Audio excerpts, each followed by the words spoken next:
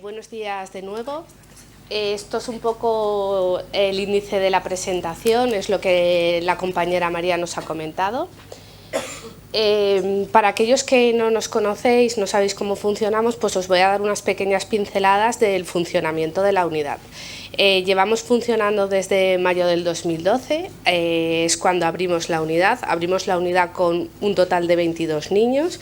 Con eso quiero decir que a día de hoy tenemos 108 niños y podríamos tener más, pero no tenemos capacidad para más, ¿vale? Nuestro objetivo cuando se creó la unidad, ¿por qué montamos la unidad? En ese momento sabíamos que era un servicio que nos estaba dando dentro de la red pública y considerábamos que teníamos los niños un poco así desperdigados y que no había un control, un seguimiento tan exhaustivo como nos gustaría. Por ello decidimos montar esa unidad. ¿Qué queríamos conseguir con el montaje de la unidad? Una historia clínica común para todos, ¿vale? Creemos que es muy importante que todos aquellos profesionales, tanto sanitarios como no sanitarios, tengamos un lugar donde buscar la información, ¿vale? Entonces nuestra prioridad era tener todo detallado, establecer una detección temprana, una coordinación, etcétera. Los objetivos de la unidad un poco son lograr esa inmersión del niño en la sociedad y mejorar sus vínculos familiares y sociales. Actualmente somos la primera unidad pública dentro de la red sanitaria. En Comunidad Valenciana a día de hoy no hay otra unidad como esta y bueno, sé que eran muchos papás, gente del mundillo sabéis que ha habido un cambio en el tema del abordaje de los niños diagnosticados de trastorno del espectro autista, pero nuestro protocolo realmente ya cumplíamos un poco esos cambios que han habido, ¿vale? Nosotros realmente cuando los niños vienen hay una sospecha de posible trastorno del espectro autista, bien sea por los familiares, bien sea por el colegio, van a su pediatra, el pediatra hace una interconsulta o bien al servicio de neuropediatría o a la unidad de salud mental infantil, a la USMIA, y desde ahí hacen una primera visita que posteriormente la doctora Laura Cuesta os comentará, ¿vale? Si sigue habiendo una sospecha, nos lo deriva a la unidad y se hace un screening inicial que normalmente pues quien lo hace es una psicóloga clínica, la neuropsicóloga.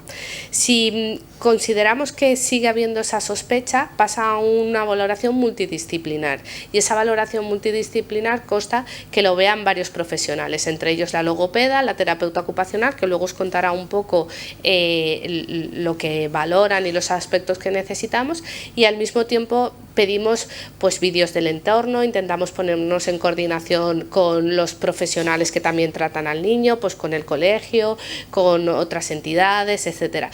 Todo esto es para intentar conseguir un diagnóstico con toda la información posible, que antes una mamá pues preguntaba qué pruebas pasáis, cómo podemos conseguir ese diagnóstico. Luego posteriormente María eso os lo podrá comentar y yo creo que te contestará un poco a la pregunta que has hecho, pero nuestro objetivo es tener la máxima información porque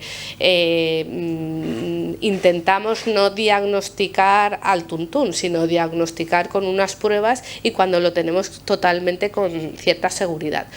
Una vez diagnosticado, nosotras hacemos como una reunión para comentar todos los aspectos del niño y decidir ese diagnóstico, y si se confirma el trastorno del espectro autista, pues iniciaría la intervención en la unidad y planificaríamos un plan de intervención, y si no, pues lo derivaríamos de nuevo a la neuropediatra o a la USMIA en función de quién nos lo hubiera derivado, ¿vale? Un poco cómo funcionamos dentro de la unidad. Nuestro funcionamiento dentro de la unidad es que nos planteamos una serie de objetivos. Esos objetivos están un poco en coordinación con las familias. Sí que es verdad que hay ciertos objetivos pues, que son prioritarios. Como siempre decimos, no podemos empezar la casa por el tejado si no tenemos unos buenos cimientos, pero creemos que es importante que aquellas cosas, aquellas situaciones que a la familia le generan muchos conflictos, pues por ejemplo, es que no me puedo ir al supermercado a comprar porque siempre coge una rabieta, es imposible ir a comprar con él. Pues vale, vamos a empezar a trabajar eso. ¿Qué quiero decir con eso? Intentamos plantear objetivos que faciliten un poco la vida a las familias, porque como nosotras siempre comunicamos y decimos, es importante vuestra labor, la labor de las familias, porque con nosotros pasan ciertas horas, en el colegio es verdad que pasan mucho tiempo, pero luego con las familias pasan mucho otro tiempo, entonces tenemos que trabajar en aquello que a vosotros os faciliten la vida para después ir trabajando poco a poco cosas, ¿vale? Nos planificamos objetivos a 3, 6 o 9 meses, dependiendo un poco la edad de los niños, que se va a trabajar, etcétera, aunque nosotros trimestralmente tenemos una reunión formal con la familia, en la cual le explicamos un poco lo que hemos trabajado y le damos por escrito los objetivos alcanzados y no alcanzados, aunque informalmente pues siempre pues tenemos reuniones. ¿Cómo ha ido la sesión hoy? Pues bien, ha sido tal, ha sido cual. Cada vez que nos sentamos a hablar de los objetivos a trabajar, nosotros nos planificamos nuevamente pues el plan de intervención. Pues hay que trabajar más el área de comunicación, hay que trabajar más el área de terapia ocupacional, de neuropsicología. Vamos un poco en función de cómo va evolucionando el niño, nosotros nos planteamos nuevos objetivos. Así hasta que se produce el alta de la unidad. A día de hoy pues la subvención por parte de la Consellería pues es hasta los 6-7 años en función de la edad cuando cumplen los años, ¿vale? Entonces esto sería un poco el procedimiento y cómo acceden a nuestra unidad. Esto es un poco datos para que os hagáis un poco una idea de todos estos años cómo hemos ido evolucionando. Como veis empezamos con 22 niños y a día de hoy tenemos 82 niños. También en la unidad tratamos niños con daño cerebral, ¿vale?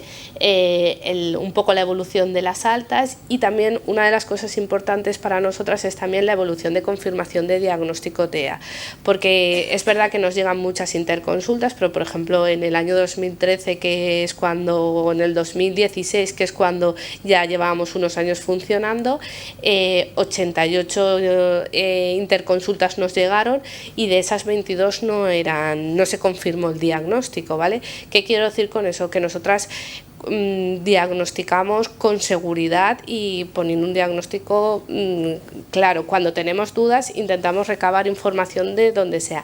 En algunas ocasiones hasta tenemos que ir al colegio a verlo en contexto natural, nos hemos acercado al colegio, ¿de acuerdo? A continuación os voy a dejar con el servicio de neuropediatría, que os va a contar un poco cómo es esa primera visita y las visitas siguientes. Hola, buenos días a todos. Bueno, pues como bien ha dicho Virginia, yo voy a hablar de cómo es una primera visita de neuropediatría de un niño con sospecha de autismo. De nuevo voy a recordar el circuito de derivación, aunque ya lo ha explicado Virginia. Decir que la primera valoración la hacemos en el Hospital de Manises, que somos 2 neuropediatras, la doctora Garza y yo, aunque seré yo la neuropediatra que luego vaya a la unidad para hacer el seguimiento de estos niños, pero en el hospital somos 2 neuropediatras. Entonces, la forma de llegar a consultas de neuropediatría la mayoría de veces es por el pediatra de atención primaria.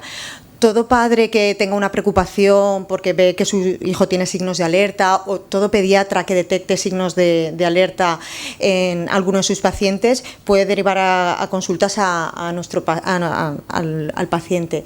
También han habido casos en los que ha sido el propio pediatra que ha visto al niño en urgencias o en consultas externas de otra especialidad o durante un proceso de hospitalización en la planta de pediatría el que ha detectado estos signos de alerta y el que nos ha hecho a nosotros la interconsulta. Una vez se valora en el servicio de neuropediatría del Hospital de Manises, pues se valora si es o no es candidato a una valoración, y si tenemos la sospecha de que puede ser un trastorno del espectro autista, se deriva a la unidad para valoración. Esto que decía Virginia, que de 88 valoraciones 22 pues no fueron, es porque seguramente nosotros pues ante la más mínima duda lo vamos a derivar para valoración. Entonces, la primera visita en neuropediatría, como toda visita a cualquier especialista médico, empieza con una anamnesis, una entrevista clínica con los padres.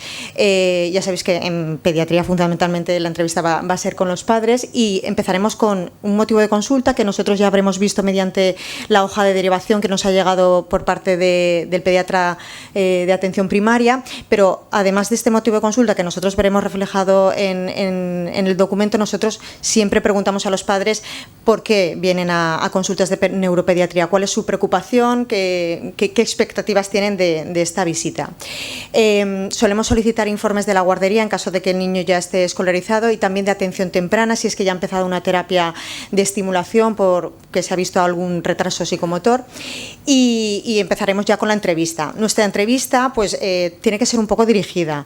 Intentaremos identificar estos signos de alerta mediante una entrevista bastante estructurada con los padres, pues para recabar la mayor información posible que nos sea útil. Para ello, ahora os hablaré de los signos de alerta, pero a mí me gusta siempre estructurarla en diversos apartados. Empezamos preguntando por la comunicación del niño, tanto verbal como no verbal, puesto que hay niños que sí que van a tener un lenguaje, otros no. Pero aquellos que tienen un lenguaje a veces no es el adecuado, a veces tienen pues ecolalias, alteración de la prosodia o falta de lenguaje no verbal, con falta de contacto visual, alteración en la gestualidad, que nos interesa para saber si estamos o no ante un niño con sospecha de TEA. Por otra parte, también nos interesa hablar del aprendizaje, de si el niño lleva el ritmo de aprendizaje que le toca, también del lenguaje comprensivo, si el niño entiende lo que le dicen los padres. A continuación preguntaremos por la conducta del niño, si hay ciertos intereses restrictivos, alguna alteración en la hipo o hiperreactividad sensorial, con una hipersensibilidad a ruidos. También preguntaremos por el juego, cómo es el juego del niño, si hay un juego simbólico, si un juego variado, un juego compartido con otros niños, la integración social de los niños, si se junta con otros niños, cómo actúa con otros niños. Y también, muy importante en la entrevista clínica, preguntar siempre por la alimentación y por el sueño. Sabemos que los niños con TEA tienen ciertas restricciones alimentarias, ciertas texturas, ciertos sabores que no toleran, y eso también nos puede hacer sospechar un TEA. Y como no, el sueño. Ya hemos hablado antes que casi un 70% de niños con TEA tienen alteraciones en el sueño. Todo esto nos va a servir para saber si estamos con una sospecha de TEA, y sobre todo para saber futuras comorbilidades que, como ya hemos dicho, son muy frecuentes también en el trastorno del espectro autista. Y por último, preguntamos sobre los antecedentes personales y familiares. Como ha dicho José Ramón, pues hay una importante carga genética en el trastorno del espectro autista, y siempre hay que indagar en la historia familiar sobre otros casos de autismo o también otros trastornos neurológicos y psiquiátricos. Y en cuanto a antecedentes personales, es fundamental preguntar por la historia obstétrica, sobre prematuridad, bajo peso, ingesta de medicamentos de la mamá durante el embarazo, puesto que hemos visto que también tienen relación. Estos son los signos de alarma, que yo aquí los he dividido por edades, aunque es prácticamente imposible que nos llegue a consultas un niño de menor de 1 año de vida por sospecha de TEA. Yo creo que toda persona que trabaje con niños o cualquier padre debería de conocer estos signos de alarma, más que nada para eso, para tener una alarma, una alerta de hacer seguimiento de este niño. Nosotros, sobre todo, nos vendrán entre el 2.º y 3.er año de vida, que son cuando ya digamos que el diagnóstico ya se puede establecer de forma más firme y sólida. El siguiente punto de la visita médica, pues siempre es una exploración física, pero si ya es difícil explorar a un niño en cualquier consulta de pediatría, en un niño con sospecha de TEA todavía más. Yo siempre digo, lo he puesto ahí en negrita, que mi exploración física, el 90% se basa en la conducta y comportamientos que el niño ha mostrado durante la entrevista clínica con los padres. A mí me gusta siempre, cuando vienen los padres con el niño, decirles que no lo sienten en sus rodillas, que lo dejen suelto, para ver cómo el niño pues cómo interactúa con el medio, qué intereses tiene, si realiza algún tipo de estereotipia, aunque muchas veces esto es complicado. Aunque es complicado, se tiene que intentar. Entonces, para ello, pues siempre le llamamos por su nombre, le ofrecemos algún juguete para ver si nos colaboran y cómo reaccionan. Importante también detectar rasgos dismórficos o ver si tiene algún fenotipo peculiar, puesto que sabemos que existe el TEA sindrómico, que hay algunos síndromes, síndrome de Rett, síndrome de Angelman, X frágil, que asocian a autismo. El perímetro cefálico, que nos lo mide la enfermera antes de la visita, puesto que, como ya ha dicho José Ramón también, los niños con TEA tienen mayor perímetro cefálico que el resto de niños. Y por último, pues en la medida de lo que se pueda, pues una exploración física y neurológica, intentar valorar si el tono muscular es correcto, los reflejos, etcétera. Pero esto la mayoría de veces es prácticamente imposible. En cuanto a pruebas complementarias como tal, pruebas complementarias no hay ninguna obligatoria y ninguna es fundamental para el diagnóstico de TEA. Sabemos que el diagnóstico de TEA es algo clínico, pero a mí siempre me gusta pasar en consultas el cuestionario de MECHAT, puesto que es un cuestionario de screening muy rápido, muy útil, y que yo lo paso siempre mientras estoy intentando explorar al niño, se lo dejo a los padres y me lo van rellenando. Entonces, de forma programada se pueden solicitar pruebas complementarias, pero como ya he dicho, ninguna es necesaria ni obligatoria. En todo caso, nos van a ayudar a ver si hay asociada una comorbilidad o una organicidad que justifique ese TEA. Como pruebas que solemos pedir está, en primer lugar, la genética, de la que ya hemos hablado, que yo aprovecho también para pedir, como ya he dicho, una analítica con hierro, tiroides, ferritina, cribaje de celiaquía. Y la genética, pues desde la prueba más básica de un cariotipo o un X frágil hasta un array, o incluso hemos llegado a pedir también algún exoma clínico. ¿Cuándo pedimos siempre la genética? Pues siempre que tengamos una sospecha de un síndrome en concreto o dependiendo del deseo gestacional de esas familias. Todo niño con retraso del lenguaje también hay que pedir una prueba auditiva. No sería la primera vez que nos envían un niño con sospecha de TEA y es una hipoacusia moderada leve. Las graves rara vez se pasan por alto, pero sí que hay que hacer una prueba auditiva en cualquier niño con un retraso del lenguaje significativo. En este caso casi siempre las pedimos con sedación en quirófano porque la colaboración es muy baja. Y luego también pues una resonancia cerebral en caso de que veamos alguna afectación, alguna alteración en la exploración neurológica, y un electroencefalograma si sospechamos que pueden haber epilepsia, crisis clínicas o ha habido una regresión del lenguaje o del aprendizaje. Y por último, ya en la visita acabamos con las conclusiones.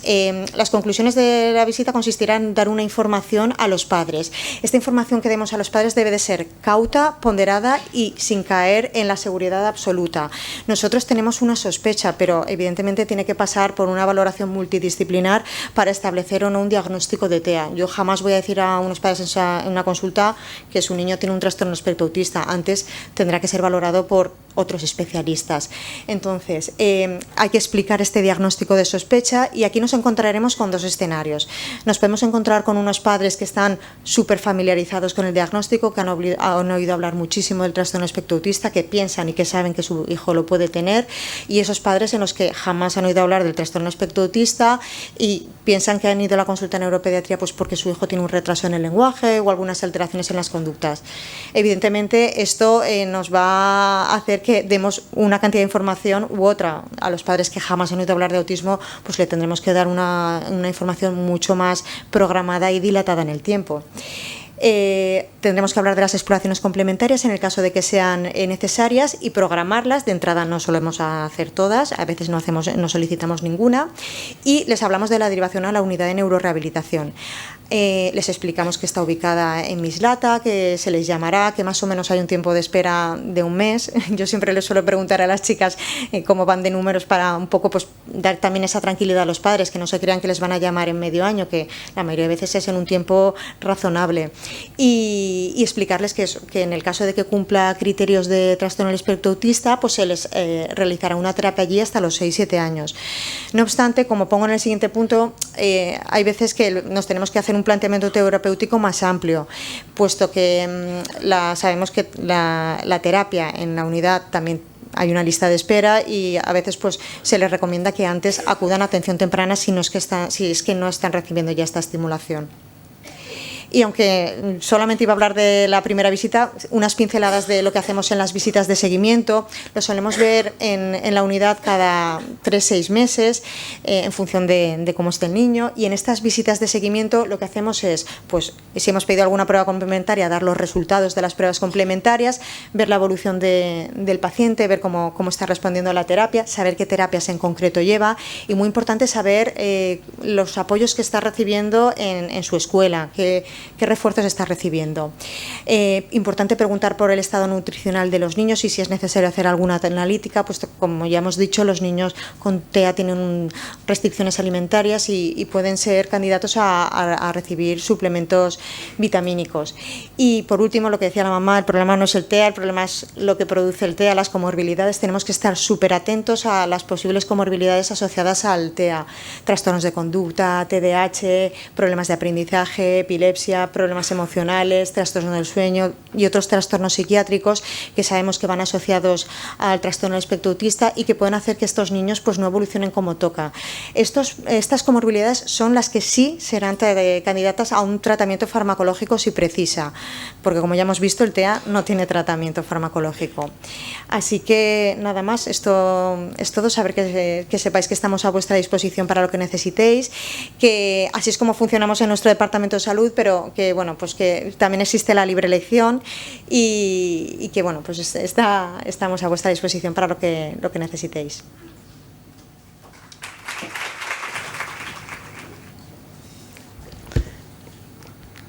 Buenos días a todos. Soy un poco más bajita, me lo adecuo. Gracias a todas las compañeras que llevan su parte de intervención. Ya he agradecido antes a José Ramón, por supuesto, y gracias a los presentes por estar aquí. Como ha dicho María al principio, voy a intentar explicaros un poco lo de hablar dos veces no es porque nada en especial, sino porque yo precisamente soy la persona que inicia, yo junto con mis compañeras las dos psicólogas clínicas de la unidad, somos las personas que iniciamos y finalizamos y cerramos el proceso de valoración y diagnóstico. Preguntaba antes una mamá, espero resolver un poco la duda o intentar dar algunas pinceladas junto con mis compañeras sobre esas dudas de cómo hacemos un diagnóstico, porque me ha encantado que José Ramón pudiese decir con la boca bien grande que en estos momentos, por desgracia, entre comillas, no hay ninguna prueba objetiva, no hay una analítica. Siempre decimos que el día que saquen la varita mágica o el día que hagan la analítica mágica, que la compramos, ¿no? A mí no me importaría quedarme sin trabajo en ese sentido. Seguimos teniendo mucho trabajo por otro lado con nuestros peques, por tanto, vamos a intentar explicar un poco cómo es nuestro proceso de valoración y diagnóstico de una forma breve y un poco esquemática. Si se pone el... perdón.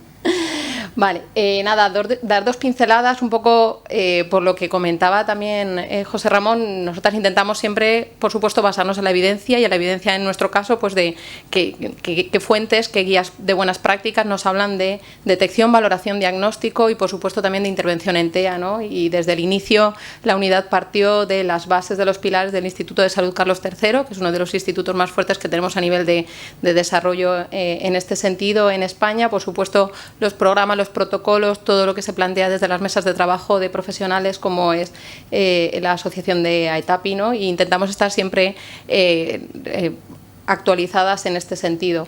También dentro de la intervención, ya no es el tema que ocupa la presente mesa, hablarán de ello las compañeras más adelante, pero sí que, igual que en la valoración, intentamos estar actualizados en la intervención, basándonos siempre o intentando basarnos siempre en qué tiene evidencia, ¿no? En qué de realidad tiene todo esto. Hemos puesto ahí la página web, un poco la referencia. Es una página estupenda donde actualizan con bastante frecuencia qué cosas van teniendo evidencia, qué cosas no, qué cosas son recomendables y qué cosas bajo ningún concepto son recomendables, ¿no? Y si veis ahí, bueno, hay varias aspitas rojas que no nos vamos a detener, pero que sí que es conveniente que, igual que nosotros lo valoramos en cada momento, ¿no? Que los papás también podéis consultarlas y son bastante fáciles de comprender para cualquier persona, ¿no? No hace falta ser un gran especialista para entenderlo. Os presentamos a continuación. La idea es presentaros dos casos.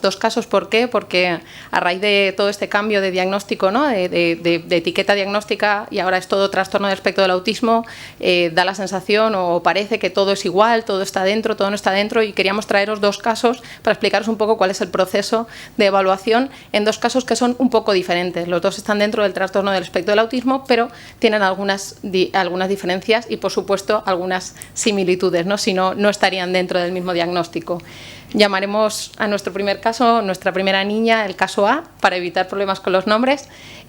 Cuando llega a la unidad tiene 3 años y 8 meses. Inicialmente no tiene un diagnóstico confirmado de trastorno del espectro del autismo, pero sí que está en intervención ya en un centro de atención temprana de referencia hacía aproximadamente un año. Estaba escolarizada en un centro ordinario con apoyos, pero como digo, no tenía diagnóstico.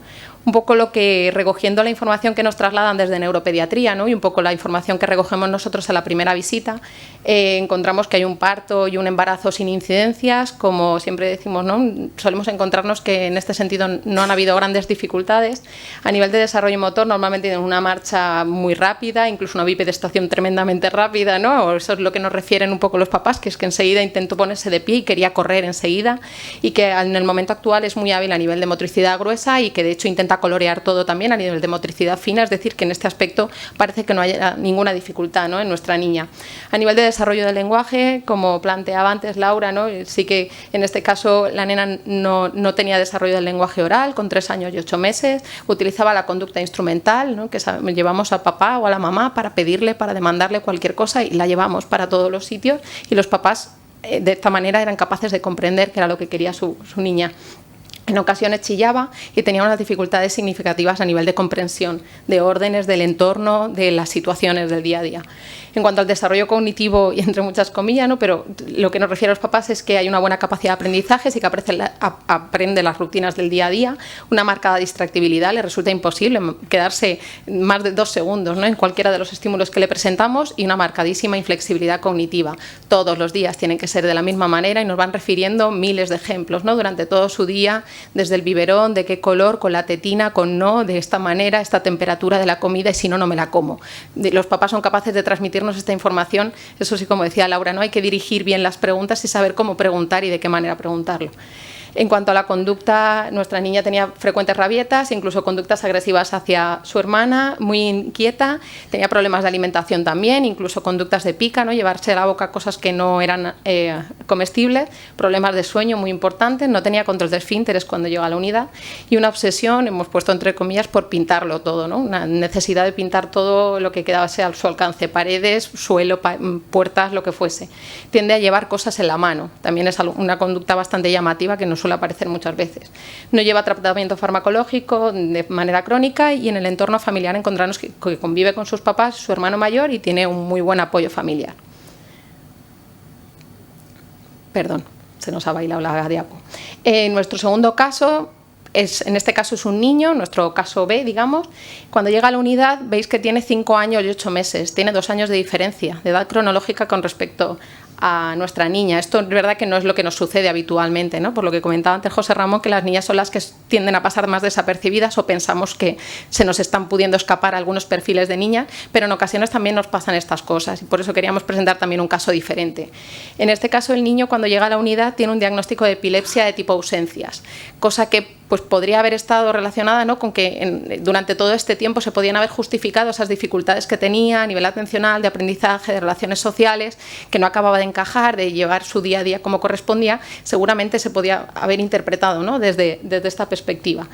Este nene no había asistido a un centro de atención temprana en el momento que llega a la unidad, y sí que estaba escolarizado en un centro ordinario con apoyos. Nuevamente encontramos un embarazo y parto sin incidencias. En este caso, el desarrollo motor no tiene dificultades a la hora de adquirir los hitos motores, pero sí que encontramos una marcada torpeza motora, que dicen los propios papás, ¿no? Que es que tiende a tropezarse con todo, le cuesta a nivel de coordinación, los deportes, ¿no? Todo este tema. A nivel de desarrollo del lenguaje, al revés de lo que le pasaba a nuestra nena, ¿no? Sí que tiene unas primeras palabras a los 9-10 meses y va desarrollando el lenguaje, llega a ser adecuado para su edad, aunque con algunas dislalias, aunque los papás refieren que es difícil seguir su discurso, difícil comprender su discurso, ¿no? Esto lo veremos más adelante, la compañera María Jesús nos explicará más detalladamente. En cuanto al desarrollo cognitivo, también una buena capacidad de aprendizaje, y los papás van a referir lo mismo, marcada distractibilidad e inflexibilidad cognitiva, ¿no? Son aspectos que nos van a acompañar en los 2 procesos de diagnóstico.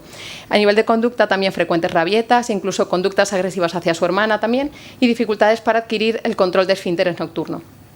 En cuanto al tratamiento farmacológico, en el caso de nuestro niño sí que llevaba Depaquine, ácido valproico, por la mañana y por la noche, por el tema de la epilepsia de tipo ausencia. En el entorno familiar encontramos de nuevo que convive con sus papás y su hermana mayor, y tiene un buen apoyo familiar. Aspectos a tener en cuenta durante todo el proceso de valoración, que un poco ya hemos ido insinuando, es que en el caso de nuestra nena tiene importantes dificultades para comprender las órdenes desde las más sencillas, ¿no? Lo cual va a interferir significativamente en todo nuestro proceso de valoración.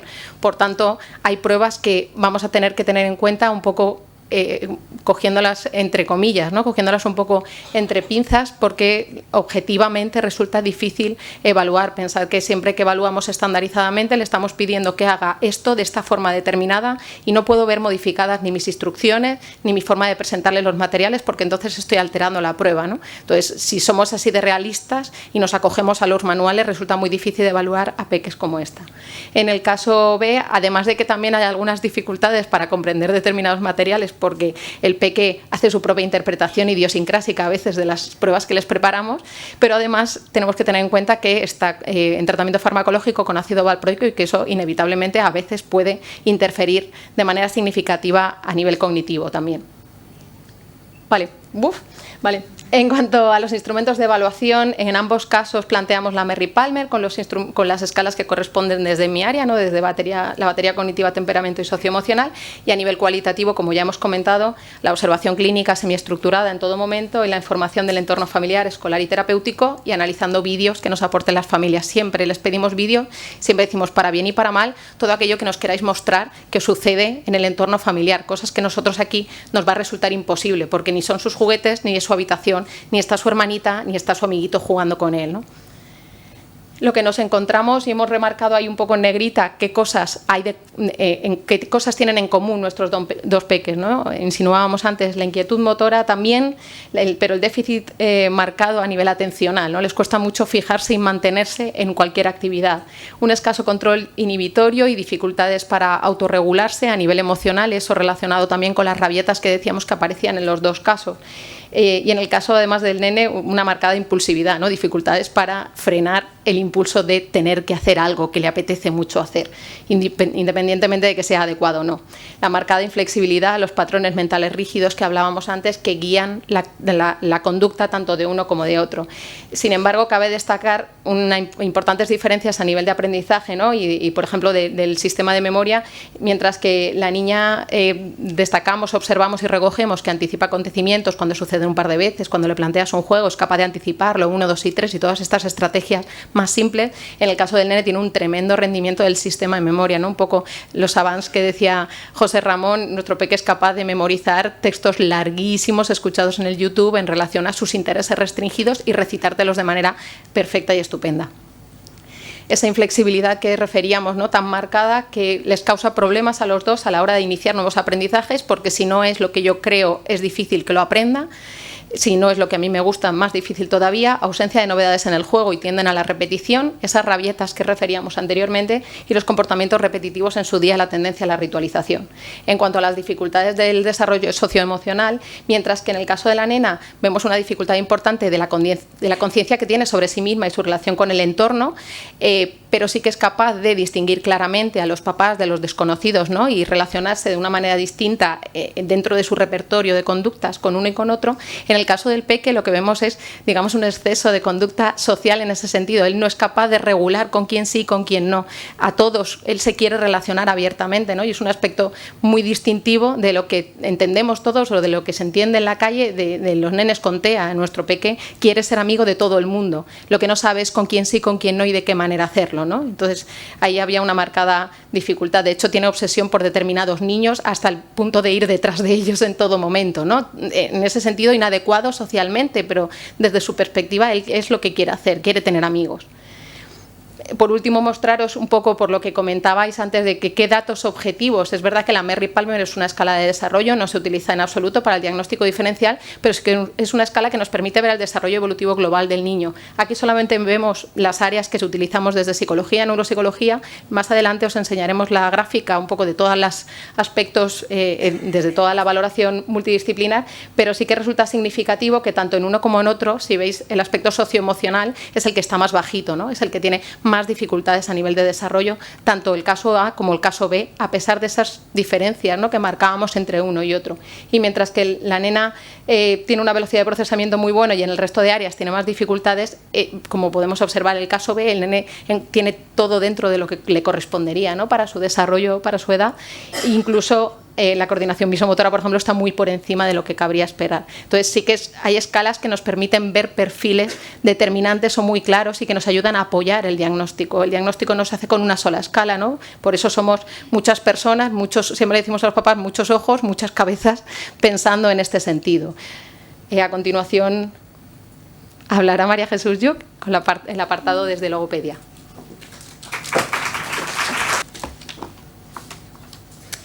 Buenos días a todos. Yo os voy a hablar desde el área de logopedia que aportamos hacia el diagnóstico diferencial. Desde el área de logopedia vamos a seguir la estructura del caso, vamos a estar representando todo el rato un caso A y un caso B. Y desde el área de logopedia, ¿cómo valoramos? Dividimos la valoración desde un nivel cuantitativo y un nivel cualitativo. Hay casos en los que a nivel cuantitativo podemos apoyar más y hay casos en los que podemos apoyar menos. Aquí lo veremos claramente, ya que en el caso A nivel cuantitativo, solo nos es posible pasar las escalas de desarrollo Merry-Palmer, en concreto desde nuestra área, los cuadernillos de lenguaje expresivo del examinador y lenguaje expresivo de padres, a pesar de que el caso A tiene 3 años y 8 meses, respecto del caso B que tiene 5 años y 8 meses, sí que nos es posible pasar diferentes escalas de lenguaje, la de escala de desarrollo del lenguaje de Reinel y el test IDPA, de las cuales pasamos diferentes subpruebas. A nivel cualitativo, los dos coinciden en que nos basamos en la información del entorno familiar, escolar y terapéutico, así como el diferente visionado de vídeos aportados por la familia. Y en los casos que la valoración a nivel cuantitativo no nos es posible hacer una valoración exhaustiva, complementamos con una entrevista estructurada de las diferentes situaciones comunicativas de su día a día. Vamos a dividir el desarrollo del lenguaje, del perfil lingüístico comunicativo, en perfil comunicativo y en el perfil lingüístico. Ahora vamos a detenernos en el perfil comunicativo de ambos casos. El caso A presenta una petición a través de conducta instrumental total, solicita ayuda llevando el objeto a las manos del adulto, no se observa realización de gestos naturales, pero sí se observa la realización de gestos de tipo protoimperativo, sin una finalidad comunicativa, solo con el fin de satisfacer sus necesidades. Por ejemplo, en este caso son el de comer y de pompas, pero de una forma indiscriminada y muy reiterativa. En el caso B, las peticiones son de forma verbal, no hay ajuste en sus respuestas hacia el otro interlocutor, por lo que ha comentado María, es muy impulsivo, es muy desinhibido. No solicita aclaraciones, no hay un rapport conversacional, es muy difícil llevar una conversación con este niño. No hay realización de gestos naturales y sí que es verdad que puede realizar los saludos los gestos de salud y despedida de una forma muy instigada. Como vemos, coinciden que no realizan gestos naturales, este aspecto nos ayudará a llegar al diagnóstico diferencial. Seguimos con el perfil comunicativo. En el caso A hay una dificultad en mantener y finalizar la interacción, el respeto de turnos durante la interacción están ausentes, la rutina de aguardar también se encuentra ausente a pesar de poder ayudar y facilitar la comprensión de la tarea. La comprensión de rutina se ve afectada, como ya ha comentado mi compañera María anteriormente, desorganizándose bastante cuando ésta se altera y no es anticipada de una forma adecuada. En el caso B, el inicio de la conversación es poco modulado, tiene dificultades en mantener y finalizar la conversación, mantiene una actitud activa solo y cuando la conversación versa en torno a su interés o cuando él introduce temas tangenciales que son de sus intereses. Asimismo, pues, la reciprocidad conversacional está afectada. También presenta dificultades en mantener el respeto de turnos y también en el caso hay una dificultad de la comprensión de rutinas cuando se altera. En este caso, pues, hay unas conductas agresivas hacia otros, pero con un fin puramente de una falta de comprensión de lo que de la rutina que se está modificando. Como veis en negrita también están las diferentes habilidades que nos y dificultades que nos van a llevar a apoyar al diagnóstico diferencial. Vamos a ver el perfil lingüístico de ambos casos, vamos a verlo de una forma muy global en los dos ahora mismo y luego vamos a ver más detalladamente el perfil lingüístico del caso B, dado que el perfil lingüístico del caso A no nos ha sido posible valorarlo, por lo que vamos a ver a continuación. La comprensión del caso A es capaz de comprender órdenes rutinarias, siempre en un determinado tono y en un determinado contexto, por ejemplo, pues cuando la mamá verbaliza nos vamos a la calle, vamos a ponernos la chaqueta. Tiene dificultades para comprender el entorno y no nos es posible valorar a nivel de qué conceptos tiene adquiridos en el momento de valoración. A nivel expresivo, sus expresiones están compuestas por sonidos y gritos, no hay una verbalización de palabras, por lo que no hay un desarrollo del lenguaje funcional oral competente en el momento de valoración.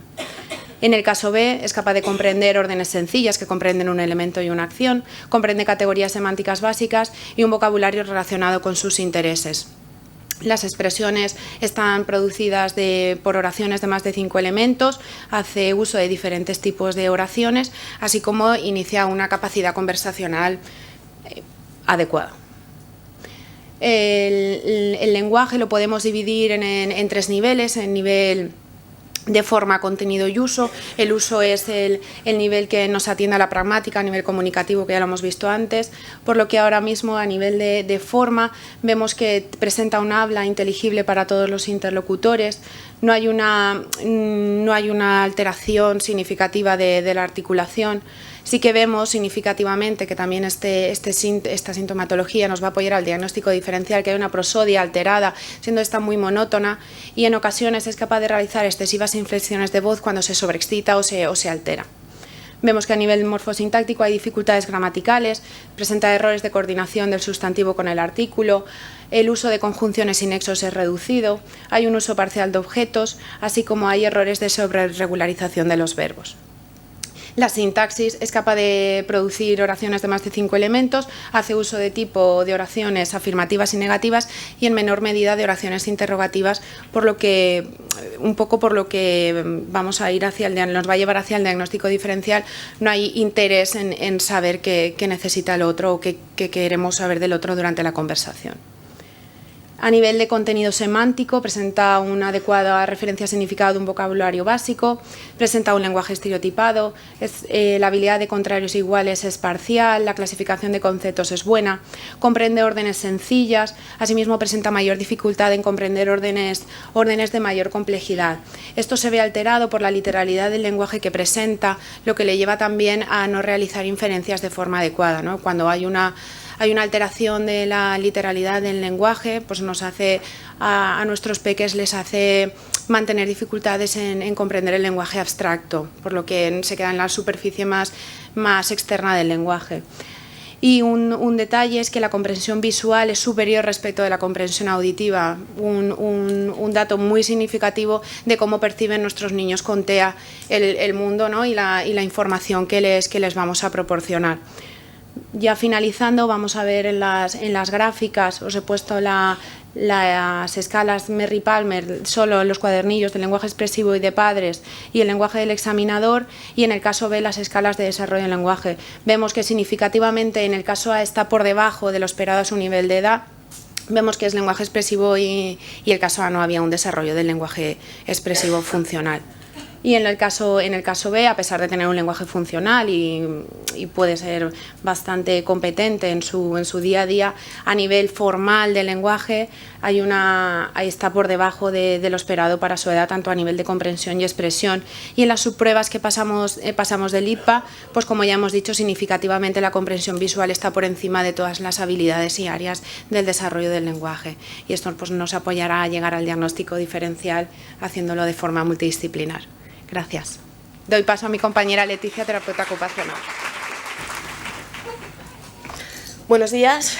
Voy a intentar hablarles de la manera más clara y concisa del diagnóstico y la valoración desde el área de terapia ocupacional.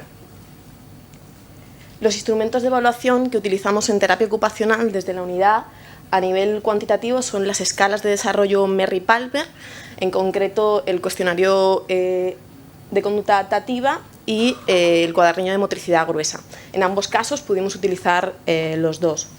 El Sensory Profile para valorar un poquito el procesamiento sensorial de los niños y en el caso B utilizamos también el test Veri-BMI con el fin de evaluar las habilidades visomotoras. En el caso A no lo pudimos utilizar ya que la niña no respondía a órdenes sencillas y era imposible poder implementar el test. A nivel cualitativo nos basamos en la observación clínica, en la información del entorno familiar, el entorno escolar, el entorno terapéutico y los vídeos aportados por la familia.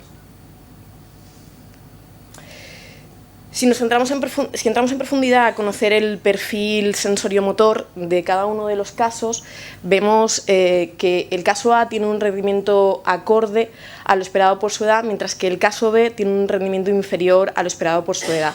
El caso A es capaz de subir y bajar escaleras sin apoyos, aunque sí que a la hora de bajar necesita el apoyo del adulto, camina de lado, hacia atrás.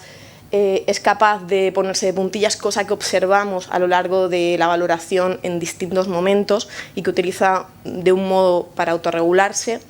Salta hacia adelante, despegando ambos pies del suelo ligeramente, con apoyo lo realiza de una forma con bastante destreza. No camina siguiendo una línea marcada y no mantiene el equilibrio sobre un solo pie, pero sí que es capaz de coger una pelota del suelo y lanzarla de forma repetida, además, no la dirige hacia el adulto. El caso B sube escaleras con alternancia podal, agarrado a la barandilla y las baja sin esa alternancia podal. Antes de continuar quiero recalcar, como ha dicho mi compañera María, este niño toma cada día ácido valproico para controlar las crisis epilépticas de tipo ausencia que padece, con lo que podría en principio provocar un movimiento desestructurado y se evidencia en las actividades que requieren mayor exigencia de control postural, de equilibrio. Vemos que ahí aparecen ciertas carencias que lo podemos asociar directamente en principio a la toma de antiepilépticos. Es capaz de saltar hacia adelante con los dos pies juntos, no brinca alternando pies, lanza y chuta una pelota, la dirige hacia el adulto. Además es algo, yo creo que es lo que mayor satisfacción le produjo en toda la valoración, porque su punto fuerte es jugar al fútbol. Entonces con esto, en cada momento de la valoración intentamos ganarnos a los niños con algo, y con él fue esto con lo que lo enganchamos y pudo hacer una valoración de una forma exitosa. Camina por una línea marcada y se mantiene el equilibrio sobre un solo pie. Le cuesta mantener el equilibrio con los ojos cerrados. Centrándonos ahora en la motricidad fina, vemos que los dos tienen un rendimiento acorde a lo esperado por su edad. En el caso A, en el caso de la niña, tiene tendencia a llevar varios objetos en la mano. Se da una manipulación intramanual, cosa que en ciertos momentos de la valoración nos dificultó el hecho de poder llevarla a cabo. Tiene obsesión por pintar en todo tipo de superficies, como ha mencionado antes mi compañera María. Realiza un agarre del lápiz distal que varía con un agarre tetra y pentadigital y un agarre pronado, todavía el agarre es inmaduro. Su preferencia manual es derecha, aunque aún no está definida. Y la postura en la sedestación es adecuada a su edad, aunque es muy poco el tiempo que permanece en cualquier actividad, necesita moverse continuamente. En el caso B, el rendimiento es acorde a lo esperado por su edad, se observa un uso bimanual y una pinza digital. El agarre del lápiz lo realiza a través de una pinza trípode y alterna pinza estática con dinámica. Todavía es un poco inmaduro el agarre para la edad que tiene. La preferencia manual es izquierda y el miembro superior derecho sujeta de manera intermitente la hoja. Sujeta de manera intermitente la hoja porque realiza durante la valoración y sobre todo en los momentos de sedestación múltiples manierismos con las manos y aparece un balanceo siempre que está sentado. También evaluamos la integración visomotora con la prueba que os he mencionado anteriormente, el test BMI, y el desempeño es acorde a su edad, ya que reproduce figuras sencillas, mantiene el trazo dentro del margen dado y es capaz de reconocer y discriminar figuras. Un poquito en la gráfica podemos observar cómo, no va el puntero, pero podemos observar que está dentro de la norma. Entramos ahora a analizar el procesamiento sensorial y nos encontramos que ambos casos aparecen dificultades significativas a la hora de detectar, modular, interpretar y responder de manera adecuada al estímulo sensorial. En el caso A, vemos que las dificultades más significativas que encontramos son a nivel auditivo, oral y táctil, ya que tiene una hipersensibilidad a este tipo de estímulos. A nivel auditivo le molesta sobremanera cualquier ruido que salga fuera del sonido que ya tiene controlado, por ejemplo el ruido de la aspiradora. Algo curioso es que para intentar extinguir el sonido se tapa los ojos. Es algo muy curioso en ella. A nivel oral, porque rechaza cualquier tipo de alimento nuevo que se le presente, y algo tan diario, tan cotidiano como el lavado de dientes, la familia refería que era un momento horrible en el día porque aparecen rabietas continuas por la hipersensibilidad que tiene a nivel oral. Y táctil porque presenta múltiples problemas a la hora de poder peinarse, a la hora de cortarse las uñas, de que le laven la cara, que el agua caiga por los ojos. Yo creo que es algo que las mamás de muchos niños con TEA pueden presentar este perfil. A nivel vestibular presenta un perfil hiposensible porque, como ya os he comentado anteriormente, necesita movimiento continuo. La mamá la describe como alguien que no para ni un momento quieta. Además, este movimiento interfiere sobremanera en las actividades del día a día, sobre todo a la hora de asistir al colegio diariamente. En el caso B, las dificultades más significativas las encontramos a nivel auditivo, ya que, al igual que el caso A, le molestan sobremanera los ruidos que desconoce y sobre todo ruidos que son más altos de normal, sobre todo el tema petardos, el ir a un centro comercial en el que haya música y personas hablando a la vez.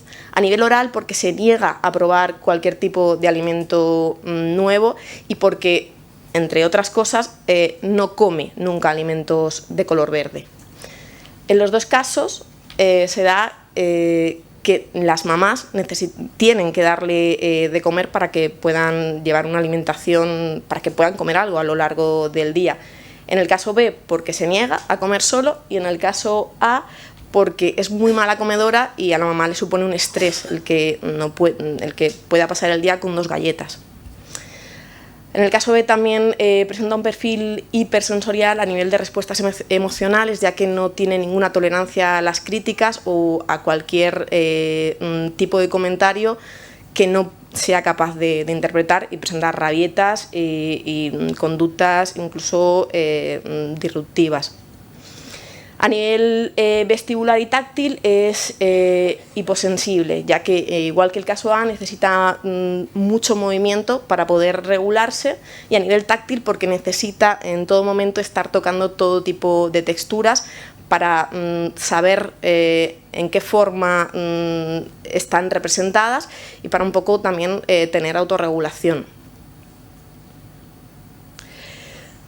Para visualizarlo de manera más gráfica, vamos a imaginarnos que como no va el puntero, entre las 2 líneas azules tenemos el área de desempeño normal. Respecto a los puntos que están fuera, el cuestionario nos indica que solo en aquellos puntos que representan una diferencia significativa con respecto a las puntuaciones del desempeño normal pueden ser considerados como puntos a tener en cuenta dentro del procesamiento sensorial, porque serían los puntos en los que los niños encuentran más problemas en su día a día, sobre todo a nivel del procesamiento auditivo, del procesamiento oral y de las reacciones emocionales. Estos son los que las familias nos refieren que más interfieren en su día a día y que encuentran mayores problemas, tanto a nivel de casa, colegio, el entorno en el que se mueven diariamente. Por último, analizando los resultados obtenidos en la escala Merry-Palmer, a la conducta adaptativa y autocuidado es donde mayores semejanzas encontramos entre los dos casos, ya que los dos, por ejemplo, en el caso de la autonomía personal, en el caso del vestido, son más autónomos. El caso A requiere de la asistencia del adulto para poder vestirse, aunque sí que se desviste sola, porque tiene la hipersensibilidad que hemos comentado antes a nivel táctil, le hace querer estar sin ropa todo el día. Entonces, esa destreza la ha ganado gracias a esa hipersensibilidad, por decirlo de alguna manera. En el caso B, necesita guía del adulto. Es capaz de vestirse solo, pero necesita una guía en la que le indique el orden de las prendas, sobre todo a la hora de diferenciar derecho y revés y delante detrás. Se desviste de manera autónoma también. A la hora de la alimentación, los dos, como he comentado anteriormente, muestran el mayor problema, ya que no quieren probar alimentos nuevos. Su núcleo alimenticio está reducido enormemente a los alimentos que conocen. En el caso A, la mamá nos decía que salvando las galletas y la sopa, no come muchos más alimentos. En el caso B, va cambiando la preferencia alimenticia, pero sí que es verdad que no come alimentos verdes y que comen los alimentos por orden, nunca mezcla alimentos. Ambas mamás, dada la preocupación que les supone pues que los niños no lleguen a comer, les dan de comer, aunque ellos son capaces de comer de manera autónoma, manejando tanto cuchara, tenedor y bebiendo solos. En el tema de la higiene personal, los dos requieren de supervisión por parte del adulto. El caso A requiere de ayuda del adulto para llevar a cabo las rutinas, porque para ella supone un momento horrible. El tema de la ducha, no soporta que el agua le caiga por la cara, que le sequen el pelo, que la peinen. Entonces es algo que en el día a día supone algo bastante dificultoso. Y algo tan sencillo como he comentado anteriormente, como el lavado de dientes, el lavado de cara, el lavado de manos, es algo que la familia vive de manera angustiosa. Como ha comentado mi compañera María antes, todavía no tiene control de esfínteres, aunque sí que es capaz de avisar a mamá que tiene, en este caso, caca, porque molesta. En el caso B, la higiene personal está más controlada, puede hacerlo de manera más o menos autónoma, pero sí que necesita la guía y supervisión del adulto a la hora del lavado de manos, de la cara, la ducha y de la higiene bucodental, aunque digamos, participa de un modo activo en todas estas secuencias y sí que tiene un control activo de esfínteres.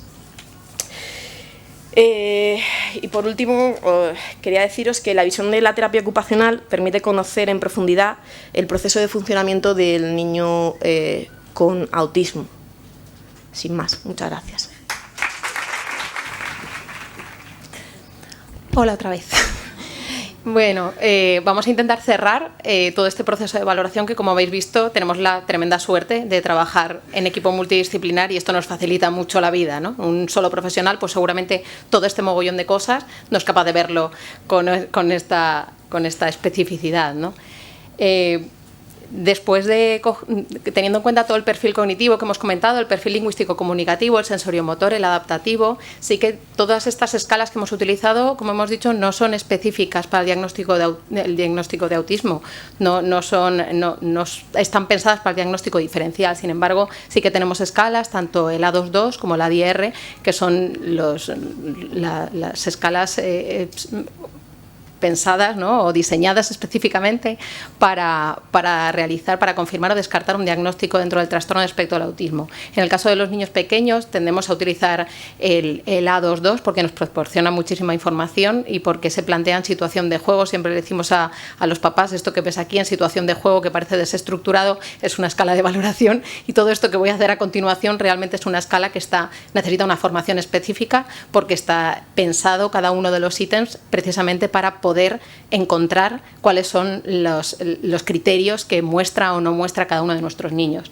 Tiene dos grandes bloques que corresponden a los dos grandes pilares que hay dentro de los criterios diagnósticos del DSM-5 para el trastorno del espectro del autismo. El primero de ellos es comunicación e interacción social y, como ya hemos recogido con todas las compañeras, en el A2, ¿qué es lo que observamos? Pues realmente lo mismo que han observado las compañeras, pero de una manera, digamos, estructurada, pensada para esta valoración de diagnóstico diferencial que comentábamos. comentábamos. En el caso A encontramos sonidos estereotipados, repetitivos, no dirigidos en la mayoría de los casos, con ausencia de lenguaje, no utiliza gestos ni otras estrategias para compensar esa ausencia de desarrollo del lenguaje oral, que es lo más significativo, ¿no?, en esta nena. El contacto visual es muy escaso, además el rango de expresiones faciales también es limitada y no dirigida en muchas ocasiones, no hay respuesta al nombre, como comentábamos, y las peticiones son por conducta instrumental. Muchas dificultades para iniciar y responder la atención conjunta, y sí que cabe destacar que hay algunas situaciones de interacción que son aprendidas por asociación. Por citar el ejemplo, la niña busca al adulto durante la valoración para que continúe un juego que ha iniciado previamente de perseguirla al escondite, y su forma de buscarlo para interactuar es dándole un golpe en la cabeza. La mamá transmite que eso es lo mismo que hace con su hermano mayor, y realmente, como decíamos, una estrategia totalmente inadecuada, ¿no?, pero sí que tiene esta necesidad de búsqueda, y él ha aprendido que si yo hago esto, mi hermano me persigue para jugar, pues yo que hago con este adulto exactamente lo mismo, ¿no? Realmente es un dato muy importante a tener en cuenta. Y mucho disfruto con juegos sensoriomotores, juegos de cosquillas, de perseguir, de escondite, de jugar, ¿no?, de perseguirse y de pillarse. En el caso B, como planteaban las compañeras, pues sí que muestra frases completas, hay una formación de discurso, dijéramos, pero es unidireccional, no hay una conversación social, no tiene en cuenta, como comentaba María Jesús, al otro, por tanto no le lanza tampoco preguntas ni dudas sobre lo que el otro piensa, o lo que le gusta o lo que no le gusta. Normalmente lo guía hacia sus intereses restringidos. La prosodial está claramente alterada, las verbalizaciones, al contrario que la nena, no siempre van dirigidas al otro, es verdad, aunque versen en torno a sus intereses, pero siempre van dirigidos a la otra persona. Este nene no le habla a la nada, ¿no?, sino que va dirigido al adulto. Incluso le reclama atención para que le escuche acerca de que él quiere contárselo a otra persona, no quiere contárselo al aire. No hay ecolalias inmediatas, aunque sí ese lenguaje repetitivo y estereotipado que comentábamos, ¿no?, perseverante en ese sentido. El contacto visual está claramente alterado, hay una conducta de señalado algo atípico, algo rígido, ¿no? A veces encontramos como señalado como así, de una manera diferente, ¿no?, o incluso con el dedo corazón, o con el pulgar, o con la mano alargada. Y hay dificultades para iniciar y responder a la atención conjunta, aunque él sí que es capaz de iniciarla, ¿no? La respuesta al nombre en este caso sí que es constante. En el otro bloque, en el otro pilar de criterios, hablamos de los comportamientos repetitivos, restringidos, esos intereses claramente restringidos. Incluiríamos ahí la inflexibilidad y el procesamiento sensorial. En el caso A hay un escaso juego funcional, aunque es capaz de hacer rodar un coche, lanzarlo por una rampa, siempre que hay instrumentos que le permiten, le facilitan ese juego, y por supuesto tiene una tremenda habilidad para encajar o para resolver rompecabezas. Hay una tendencia a trasladar, a lanzar objetos, como decía Leticia, a llevar objetos también en la mano, mientras manipula otros objetos, pero hay poco mantenimiento de la atención, ¿no?, en cualquier actividad, con lo cual tiende a irse de un objeto de juego a otro, y aún así aparecen conductas repetitivas y estereotipadas sin principio ni fin. Las abandona sin haberlas finalizado, las abandona cuando su procesamiento de la información le marca, por lo que sea, ¿no?, porque percibe otro estímulo en ese momento. Hay respuestas sensoriales inusuales muy claras durante la valoración. A nivel vestibular se mueve de un sitio a otro durante toda la valoración, como decía Leticia, y a nivel de respuesta, de respuesta sensorial visual también hay claras alteraciones, tendiendo a dejar caer determinados objetos, disfrutando tremendamente de la observación del objeto mientras cae, hasta el punto de derramar agua, pero no por el hecho de derramar el agua, sino por ver cómo cae el agua, disfruta cayendo el agua, cosa que los papás también nos destacaban. Se observan estereotipos y manierismos y conductas autoestimulatorias durante la valoración. Y en el caso B, la marcada inflexibilidad que referíamos antes, ¿no?, marca todas sus interacciones y su juego, da la sensación siempre que tiene como un guión, un patrón mental rígido de cómo tiene que ser el juego, pero como tiene dificultades para transferírselo al adulto de esa manera que quiere jugar, pues le resulta tremendamente complicado que el adulto forme parte de su juego de la manera que él quiere. Y si no es de la manera que él quiere, pues prefiere, como decíamos antes, ¿no?, prefiere jugar solo, no prefiere jugar solo, es que quiere jugar de esa manera, ¿no?, y no consigue introducir al otro en su juego. Sí que tiene juego funcional, incluso algunas acciones de juego simbólico, de dar de comer al bebé, celebrar el cumpleaños, etcétera, aunque da la sensación que son como acciones reproducidas, ¿no?, de algo que ha visto en la tele, en una peli, en los dibujos, etcétera. Se observan conductas de succión de su propio labio a nivel de estimulación, sobre todo en situaciones en las que quiere volver a la calma. El nene ya no lleva ni chupete, ni similares, ni mordedores, pero se succiona su propio labio para relajarse, y muchísimos manierismos de manos y dedos y conductas autoestimulatorias. Respuestas sensoriales inusuales visuales, haciendo pasar los objetos por delante de su cara bastante rápido para ver el movimiento cuanto más cerca mejor de sus ojos, y como decíamos, los intereses restringidos que versan en torno a especialmente los dinosaurios y los planetas. Como os decía antes, esta es un poco la gráfica en la que mostramos toda la valoración, el perfil de desarrollo evolutivo tanto de nuestro niño como de nuestra niña. Como veis, hay clarísimas diferencias, incluso hay puntos en los que llama la atención porque es que van a la inversa, ¿no?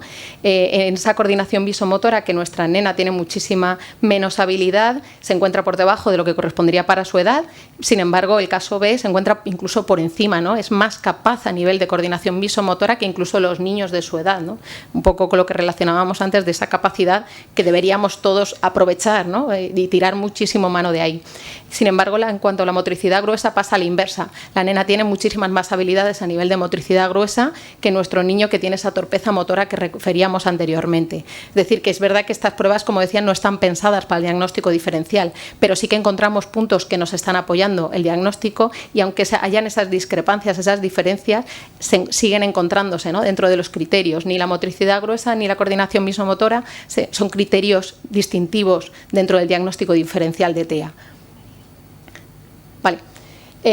Un poco llegando a las conclusiones, en el caso A hemos comentado un importante retraso a nivel de desarrollo social, unas dificultades muy importantes para evaluar cuantitativamente el perfil cognitivo, como ya hemos destacado, y en ese sentido tenemos mucho cuidado de poner la etiqueta añadida de si hay o no déficit cognitivo. Tendemos a no mojarnos, si queréis entenderlo así, pero creemos que no es justo decir que nuestra peque tiene un marcado déficit cognitivo en esa etiqueta diagnóstica, cuando realmente es que no somos capaces de evaluar la realidad del desarrollo cognitivo de nuestra niña, porque tiene muchas otras cosas interfiriéndole en estos momentos, ¿no?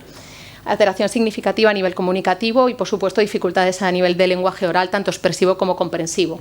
A nivel de desarrollo motor global hemos dicho que era adecuado, y en cuanto a la autonomía personal hay una clara dependencia del adulto por los aspectos que había comentado Leticia anteriormente. A nivel de procesamiento sensorial, que le otorgamos mucha importancia, ¿no? Gracias a la realidad que nos dice la práctica clínica y gracias a la inclusión de esos criterios en el DSM-5, hay dificultades a nivel auditivo, vestibular, táctil y oral, como habían explicado antes las compañeras, que hacen que aparezcan respuestas no adaptativas.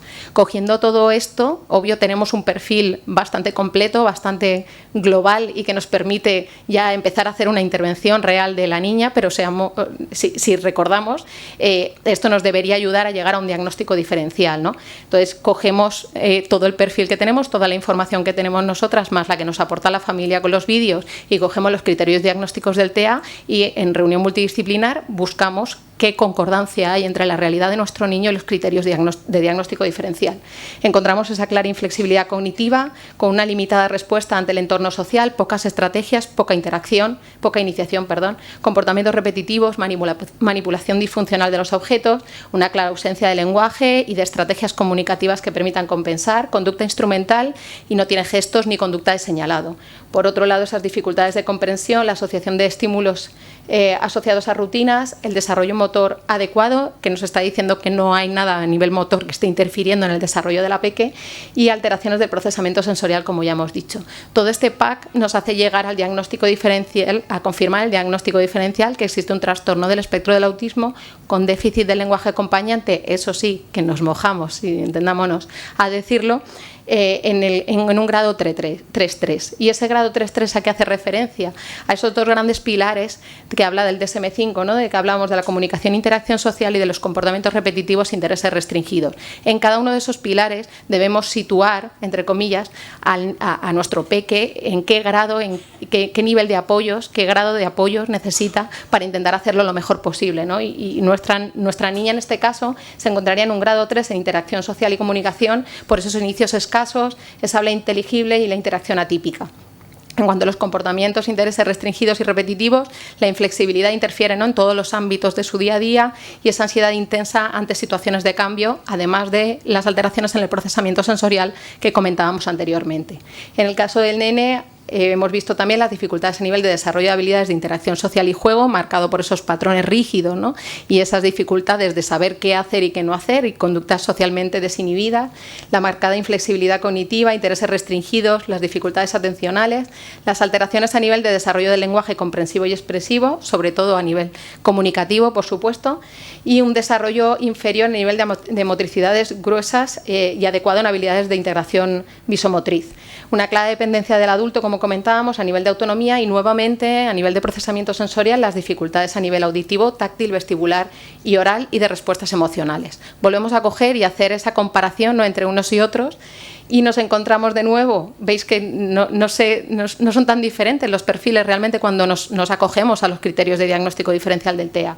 Esa inflexibilidad cognitiva, esos esquemas mentales rígidos que marcan toda la interacción con el entorno, desde el juego hasta la realidad social, intereses restringidos, fijación a determinadas personas y temas, un adecuado vocabulario pero con muchas dificultades en ese discurso, dificultades en la comunicación, en la conversación totalmente unidireccional y dificultades en la comprensión, una mejor comprensión visual que verbal, ¿no?, como comentaba María Jesús.